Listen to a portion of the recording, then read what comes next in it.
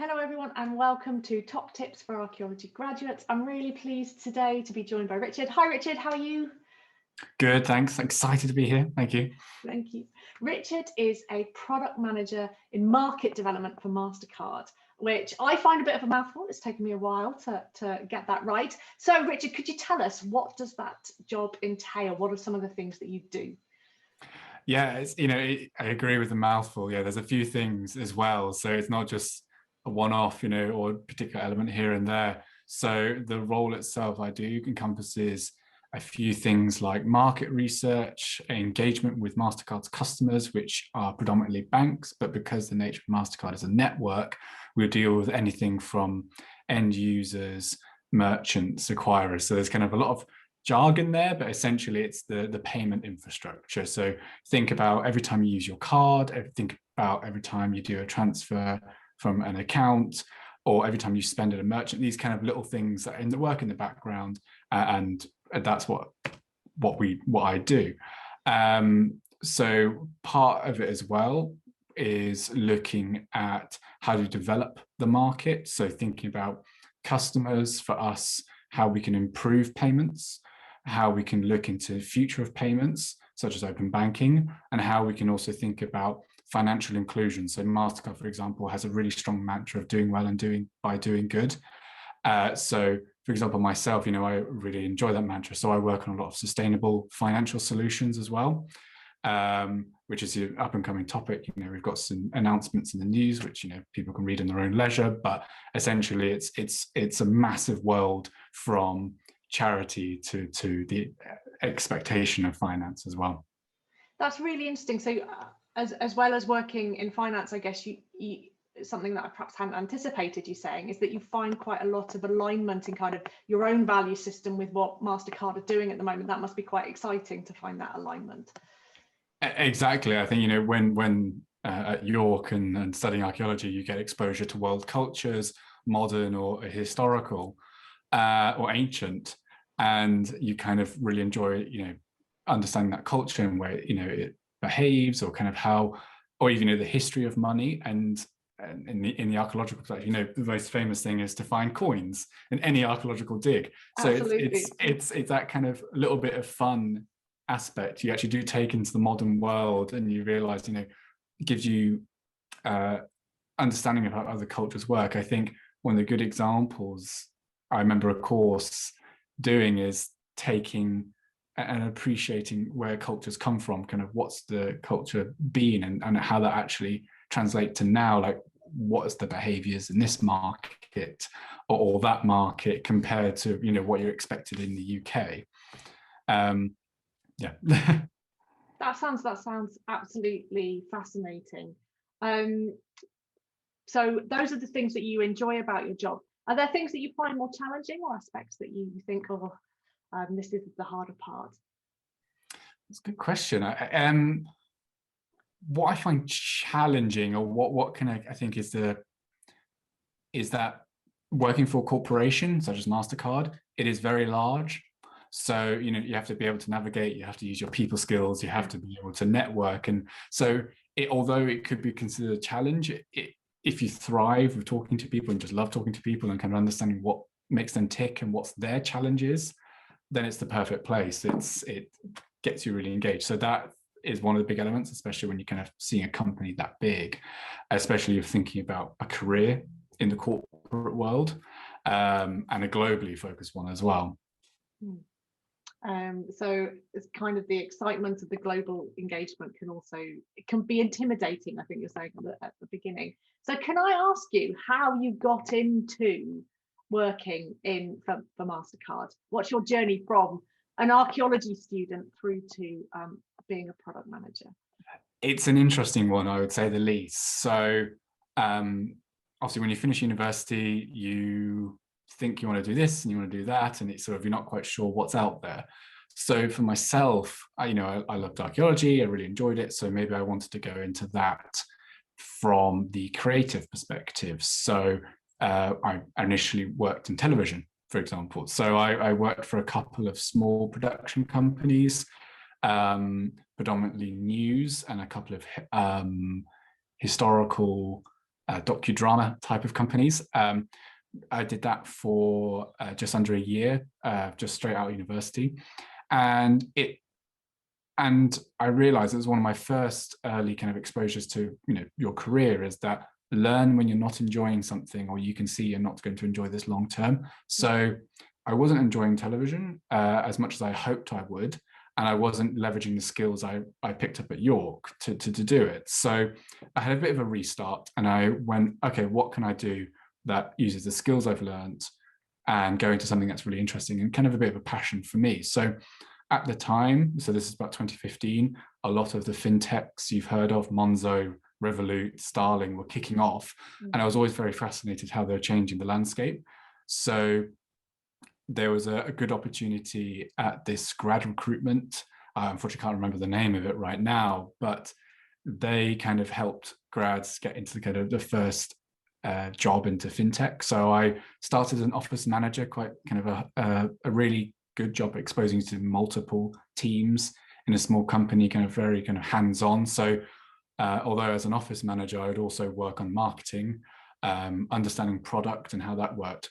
And then, so after kind of 18 months working there, I had an opportunity to join MasterCard. So as a senior business assistant, so that encompassed kind of working with the head of commercial for a particular solution, the head of marketing for that solution as well, and helping the team in kind of different ways. So kind of getting really big exposure. And I think that's a big thing when you have these big career changes, or kind of where you want to start, is like be open to everything and learn everything. You don't have to go down a path. Whatever interests you, as long as you show that curiosity, that's the biggest thing you can do. So then with the exposure there, and obviously having great managers that I did were open for me to kind of explore, I worked into product management. So that exposed me to kind of understanding how products work and kind of what our core principles are for the company, and how that affects banks and the engagement. So I've done that for a while, and then kind of within MasterCard, there are so many opportunities to do little things here and there. So for example, I've done 6 months secondment, so that's been kind of moving over to a different team that covered the whole of Europe, looking at commercial kind of small business products. So I got really good exposure there. And also, as I mentioned, working on sustainability, you can get hands-on and kind of the newest futures of payments, or what consumers need. So not always payments focused. Sometimes there's a lot of stuff that's actually involved with, data or strategies and things that could be used or could be leveraged by MasterCard and our customers. That's a fascinating journey. I think I would have said someone who wanted to go and work in television would not be someone who wanted to go and work more in the finance world. But you've absolutely convinced me that there's a lot of very exciting things and quite complex aspects of the finance world in terms of the job. And the other thing that I wanted to pull out from what you've just said is that opportunity that you had in MasterCard to be seconded into different areas. And I think sometimes we see that a lot with graduate jobs, where you might think, oh, I'm just signing up to do this one thing, but actually as a graduate trainee within a company, you do get this opportunity to kind of see different pockets. And whenever I speak to people about that, they've always said, oh, it was really exciting time, it was a really important part and time in my career as well. So that's a really great story.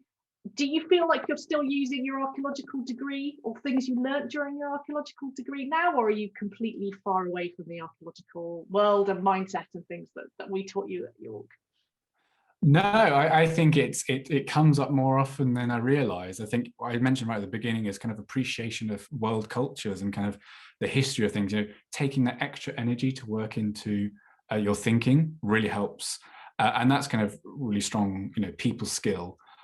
One of the kind of key, I guess, hard skills, however you want to describe it, is the data, the research, the kind of dissemination, because a lot of, product development, product management, market development is convincing key stakeholders within and without the internal and external to the business that your idea, your strategy is right. And same with archaeology. You have a dissertation, you have a thing, and you have to convince people that you are right and you've got the evidence. is when you boil it down to that, that is kind of the skill I use a lot. And I remember one of the particular ones, such as the seminar, I think in our third year, and the lecture, those things come up again and again in terms of what I'm learning is actually helping me now. What I learned, sorry, is really helping me now. And there's other elements which, have evolved since then. So communications, people skills, a little bit of networking really helps. So when you're a student, you need to find the right, colleagues, you need to find the right peers, you need to find the right, teachers, you need to find that really help you kind of do it. So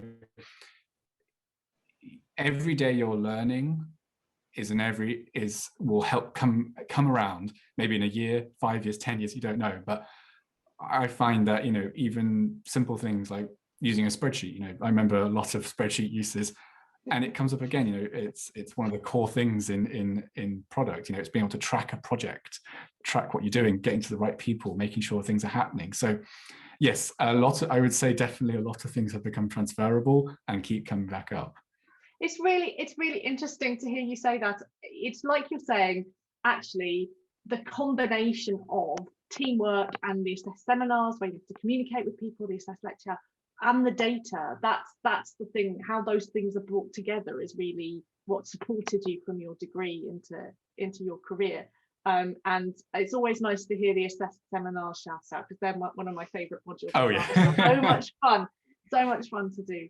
So can I ask, as my last question, is what advice would you give to graduates who wanted to follow in your footsteps, who've been inspired by you talking about sort of the great diversity of working in the finance world and perhaps wanted to go on and work in that, but also if you had any general advice for graduates watching now, thinking about what steps they might make after they graduate?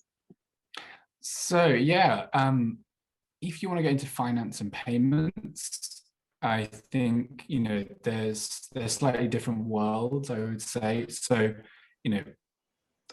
finance, like the traditional thought, like banking, that might require more of a laser focus, depending on what you want to go into, like investment. But in payments in general, it's the first thing I can say is just, if you really live and breathe technology, it doesn't have to be related to payments. It's technology that can help move things from A to B, whether that's a payment or data or information. That's kind of one of the big steps.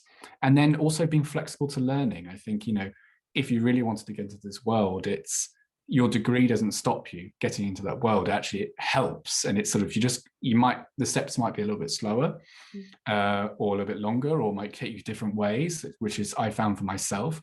But it got to me where I didn't realize where I wanted to be in 5-6 years.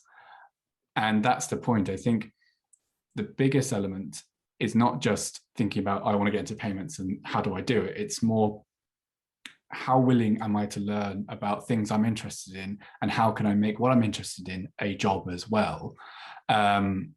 If you're really interested in financial inclusion or inclusion in general, there are tons of places. It doesn't have to be in payments, but there's different new fintechs that aren't just financial, but there's technology companies that are trying to make sure things are accessible to other people, data, that type of thing. So it's just like, if you live and breathe it.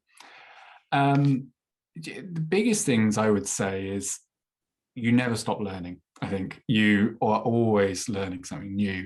And if you start with that in your mind, it's like, what can I learn today? What can I learn this week? Planning yourself that way has always been amazing. And the last thing I would say is mentoring. Now, it's a thing, I didn't really come across until I entered MasterCard. And sometimes you don't notice you've got mentors, you sometimes don't realize.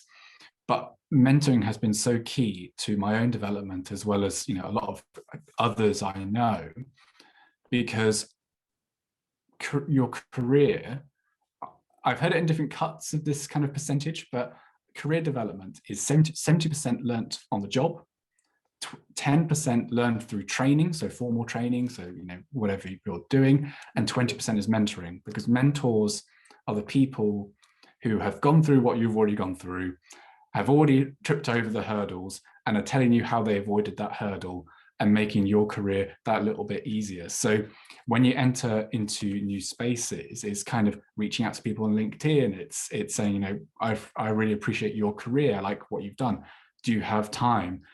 99% of the time people are excited to talk about themselves. As you know, it's people do want to tell about their experiences of what they've learned, and it's that natural evolution of, you know, finding somebody to help you understand what they've done, what they've overcome, what they've achieved, because nobody can do something alone. And you realize, you know, it's Newton that says he's standing on the shoulder of giants. If you find people who are a president of a particular company or the CEO, very little chance they've done it by themselves. They've got people around them who help sponsor them, support them. So that's the biggest thing I would find, is finding those people around you who are happy and are willing to help you grow, and that you're also happy to kind of learn from them, learn from others for you to grow.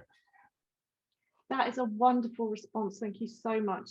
No one so far, I've done a few of these now, has mentioned mentorship, and you are absolutely right to pick up on it. It has a big impact on people's careers, being able to reach out to people, say, as you say, who've tripped up and made the same mistake, made mistakes before, and help you not make those mistakes, but also help you to show you the way and some of the things to learn about and to think about. It's a really, really wonderful answer. Thank you very much. So thank you very much to Richard for introducing us to the world of financial technology. And thank you very much to you for listening. Join us again soon for the next top tips for archaeology graduates.